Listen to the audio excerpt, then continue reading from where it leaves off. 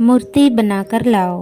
एक जवान मूंग बहुत बुद्धिमान था, कलाकार भी था, लेकिन उसकी बहस करने की बुरी आदत थी। एक बार उसके टीचर उसे जैन मास्टर से मिलाने ले गए। जैन मास्टर ने जवान मोंक से पूछा कि तुम क्या करते हो।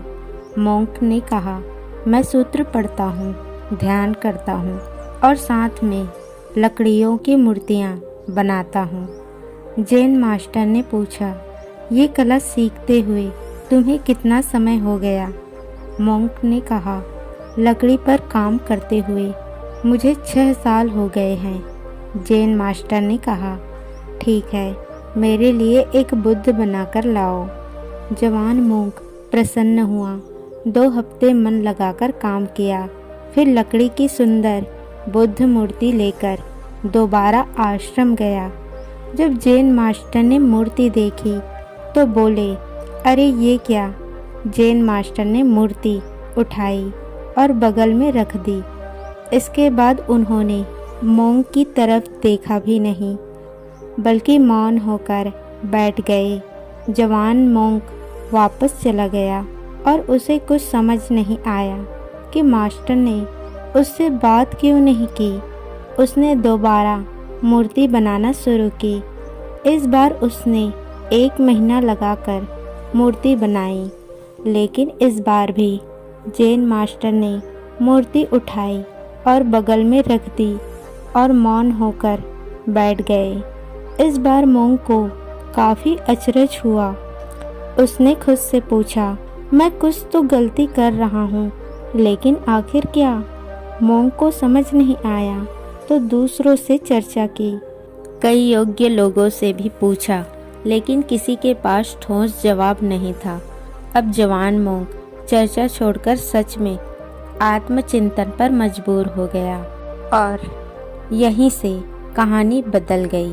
मोंक ने सोचा कि दोनों बार जैन मास्टर ने मूर्ति देखी भी नहीं, यानी वे लकड़ी की मूर्ति नहीं चाहते। फिर उन्होंने मुझे क्यों कहा कि मेरे लिए एक बुद्ध बनाकर लाओ? मोंक काफ़ी देर सोचता रहा कि आखिर जैन मास्टर चाहते क्या हैं। क्या मैं अपने अंदर वो बुद्ध बनाऊं? फिर मोंक ने सोचा, मेरे अंदर बुद्ध कहाँ है? काफ़ी देर तक ही यही सोचता रहा। फिर अचानक से बोला, मेरे अंदर वो कौन सा तत्व है जो बुद्ध बना सकता है?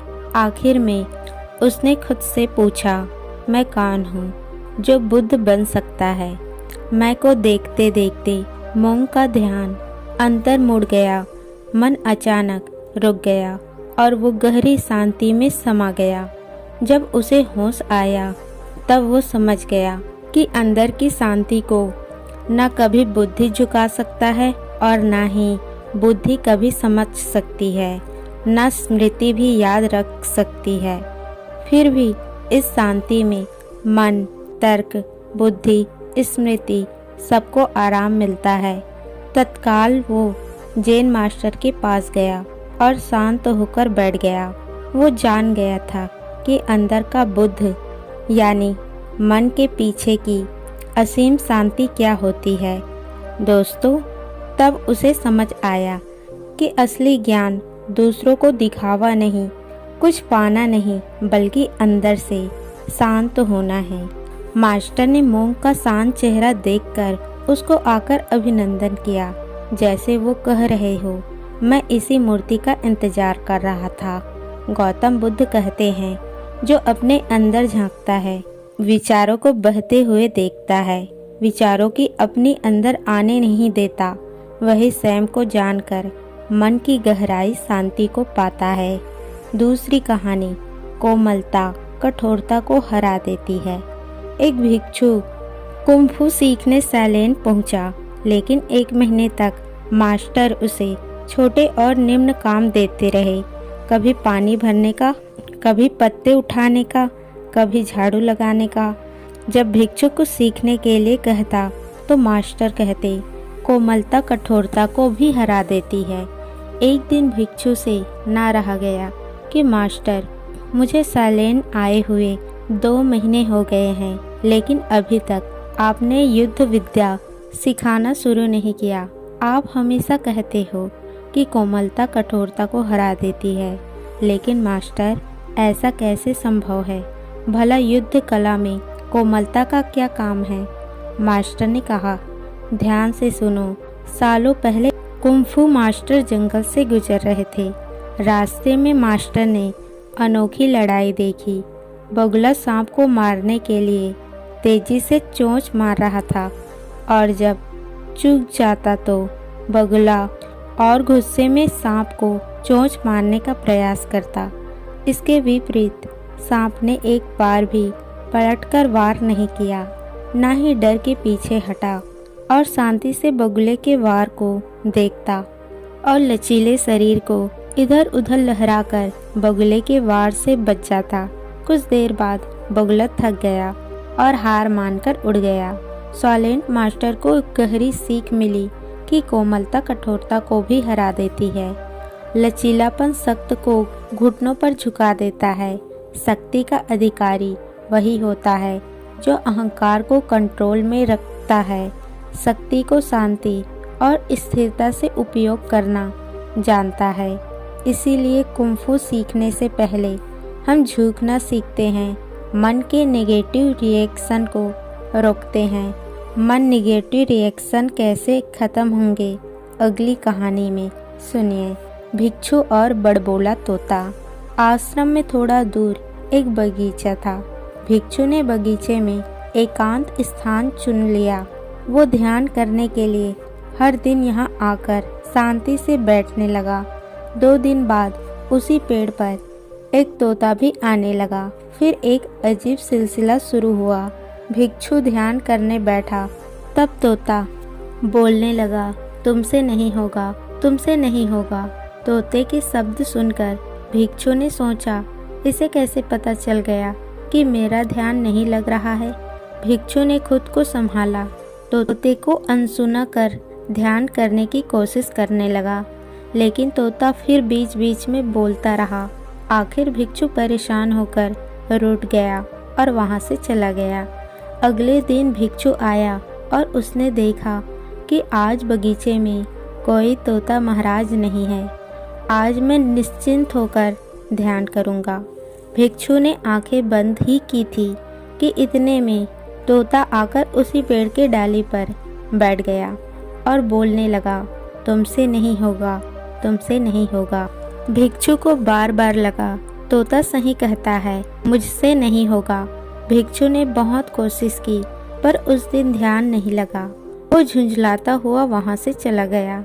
अगले दिन भिक्षु उसी उपवन में वापस जा रहा था, पर इस बार मन ही मन डर रहा था कि आज फिर तोता आकर मुझे परेशान न करे। तभी अचानक भिक्षु को ऐसा महसूस हुआ कि तोता केवल सुनी सुनाई ही बातें दोहरा सकता है। वो जानता कि नहीं कि वो क्या बोल रहा है। उसके शब्दों को सच केवल मेरी सोच बना रही है। मेरा ध्यान लगे ना लगे, पर मुझे उनकी बातों को बिल्कुल महत्व नहीं देना, बिल्कुल सच्चाई नहीं देनी। भिक्षु ध्यान में बैठा। तोते ने फिर वही बात कही, लेकिन भिक्षु को पता था कि खोखले शब्दों में कोई सत्य नहीं है। थोड़ी ही देर में तोते के शब्द केवल शोर में बदल गए। शोर में भिक्षु को कोई रुचि नहीं थी, और जिसमें आपकी रुचि नहीं होती वो आपको परेशान नहीं कर पाते। जब भिक्षु का ध्यान पूरा हुआ तब उसने देखा कि तोता उड़ चुका है। लाओत्सु कहते हैं कि आपके अलावा कोई और आपको प्रभावित नहीं कर सकता। असल में तोते की आवाज़ हमारे मन के विचार है। हम इनको जितना सच मानते हैं, जितना इनमें रुचि लेते हैं, उतना ही ये हमको परेशान कर पाते हैं। इनको समझना चाहिए। इस समय हमें कौन से विचार प्रकट हो रहे हैं, इसमें बहुत सारे कारण हैं। जैसे आपका अभी तक जीवन में अनुभव कैसा है, आपके साथ आज क्या घटना घटी, अभी आप कैसा महसूस कर रहे हो, आदि आदि। इसका मतलब कौन सा विचार आएगा ये पूरी तरह आपके कंट्रोल में नहीं है, पर जिन विचारों को आप खाली शब्दों मानकर बिना रिएक्ट किए देखते हो, उनसे कोई मतलब नहीं जुड़ती तो वे अपने आप शांत हो जाते हैं।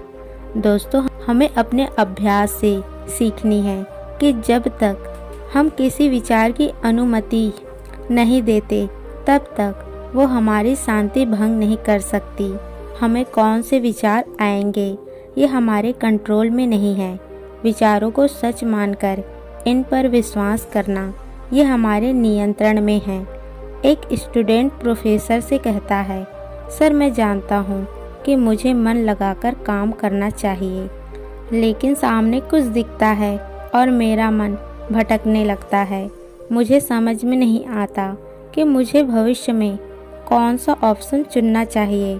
प्रोफेसर ने उपनिषद के डायग्राम से मन, बुद्धि और शरीर का रहस्य समझाया और इसके बाद स्टूडेंट के सारे डाउट क्लियर हो गए। दोस्तों, इस वीडियो को ज़रूर देखिए। आपको मन और बुद्धि को अनुशासित करने में मदद मिलेगी और आप मन लगाकर काम कर सकेंगे।